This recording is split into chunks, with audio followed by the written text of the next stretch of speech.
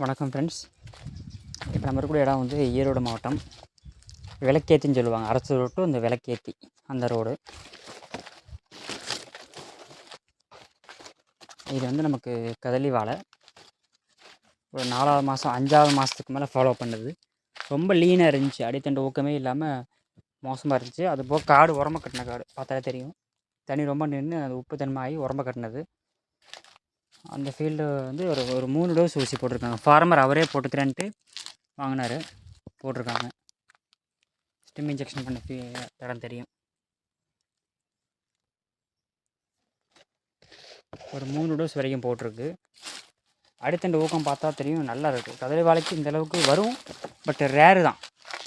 இவ்வளோ அடர்த்தி கதலி வாழைக்கு வராது. ஒரே லென்த்து தெரியுதுங்களா, கீழேருந்து மேலே போகிற வரைக்கும் அந்த லென்த்து மாறல. இது மெயின். அந்த பட்டை அப்படியே மாறாமல் அதே லென்த்தில் வந்துடுச்சு மேலே வரைக்கும். நோய் தாக்குதல் பெருசாக ஒன்றும் இல்லை, லைட்டாக பொட்டாசியம் குறைபாடு மட்டும் இருக்கும் போல். மற்றபடி நோய் தாக்குதல் தென்படலை. வாழை வளர்ச்சி அருமையாக இருக்குது. இப்போ நல்லா காற்று லாஸ்ட்டாக இந்த ஏரியா ஃபுல்லாகவே நல்ல ஒரு காற்று. அதுக்காக ட்வைன் போட்டிருக்காங்க. காற்று ஓவராக அடிக்கும்போது உங்களுக்கு அந்த பொடை வர ஸ்டேஜில் காற்று தன்மை அதிகமாக இருக்குது அப்படின்னா அந்த வாழை திருக்கிறதுக்கு வாய்ப்பு இருக்குது. அந்த புடைக்கி வரும்போதே உள்ளுக்குள்ளே தண்டில் வந்து பிரச்சனைக்கு வாய்ப்பு இருக்குது. அதனால் வந்து புடை மட்டும் பெருசாக இறங்கலை, அந்த ஒன்று மட்டும் இப்போ இருக்குது. அதுக்கு வந்து நம்ம கீழே எதுவும் மருந்து கொடுக்கணும், அல்லது ட்வைன் போட்டிருக்கனால நீ சாயாது, காய் வெயிட்டு கொண்டு வந்துடலாம். காய் வெயிட்டுக்காக மருந்து ஊசி போடுறதுக்கு இப்போ பிளான் பண்ணிகிட்டு இருக்காங்க. அடித்தண்டு ஊக்கம் அருமையாக இருக்குது கதலி வாழைக்கு.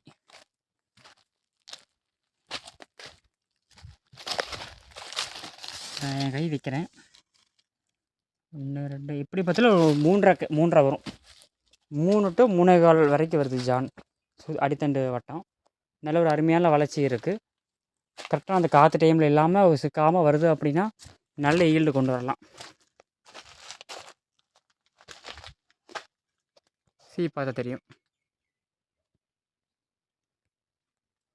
இந்த அளவுக்கு இருக்குது.